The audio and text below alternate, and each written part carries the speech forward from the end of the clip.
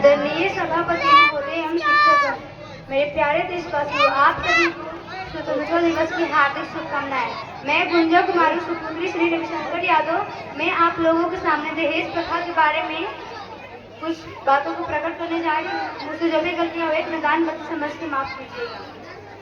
जब से जन्म लेती हैं बेटियां बस एक ही बात बताती है, जब से जन्म लेती हैं बेटियां बस एक ही बात बताती है, कहाँ से लाऊं दहेज के पैसे, कहाँ से लाऊं दहेज के पैसे। ये सोच कर माँ बाप को चैन नहीं आती है, ये सोच कर माँ बाप को चैन नहीं आती है।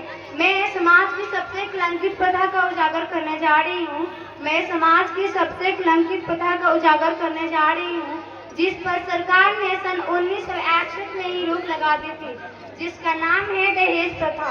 दहेज प्रथा को सरकार ने सन 1961 में धारा 3 की तरह इस पर रोक लगा दी थी कि जो लोग दहेज लेते हैं उसे 7 साल की जेल साथ ही जुर्माना की सजा सुनाई जाएगी। लेकिन मैं आपको बता दूं, जितने भी सरकारी दलाल बैठे हैं, चाहे वो डीएम हो, सीएम हो, एसपी हो, दरोगा हो या मामूली से चपरासी हो या किसी भी पद पे बैठे सरकारी दलाल हो, क्या वे दहेज लेते हैं या नहीं? वह दहेज लेते हैं और दहेज का मोल वही बढ़ाते हैं और कहते हैं दहेज सामाजिक कलंक है। जब भाषण देने की बारी आती है तो मुंह फाड़ फाड़ के कहते हैं कि दहेज सामाजिक कलंक है, लेकिन जब लेने की बारी आती है तो वो गधे कमीने लोग दहेज इस प्रकार लेते हैं मानो उस लड़की से नहीं पैसे से शादी करना है, मानो जिस प्रकार जो बेटी पालता है दहेज देने की बेटी पालता है। जीवन की सारी कमाई अपनी बेटी की पढ़ाई पे लगा दी, फिर भी वो कमीने उसे दहेज लेकर कंगाल बना देते हैं। हम लोग वैसे समाज में जीते हैं जहाँ हर घंटा पर घंटा लड़कियों को दहेज भेजने में चलाई जाती है, जहाँ ना जाने कितने बहन आत्महत्या कर लेती है, कितने बहन की शादी दहेज के कारण टूट जाती है।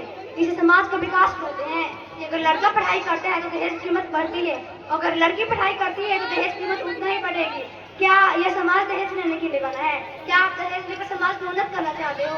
मैं वैसे लड़कों को एक संदेश देना चाहती हूँ कि जब तुम डिग्री प्राप्त करके नौकरी हासिल करना तो अपने माथे पर लिखवा लेना कि मैं भीख मांगा हूँ, भीख मांगने के लिए पढ़ाई किया हूँ।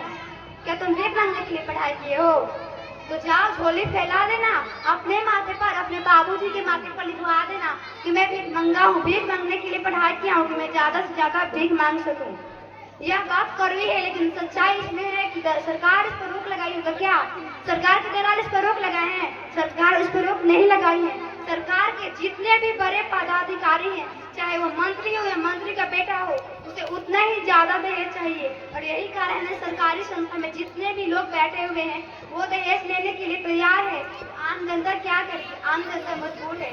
डाक को डाक बोला जाता है, डाक यहाँ डाक बोला जाता है, जिस प्रकार जमीन बिकते हैं, पशु बिकते हैं, गाड़ी बिकते हैं, ठीक उसी प्रकार लड़के भी बिकते हैं। और यही कारण है कि आज के बच्चे अपने माता पिता की इज्जत नहीं कर पा रहे हैं। अगर आप माता पिता हैं तो सोच लीजिए, आप दहेज लेकर अपने बच्चों के भविष्य के साथ कितना बड़ा खिलवाड़ करने जा रहे हैं। इतनी बोल जय हिंद, जय भारत। Thank you.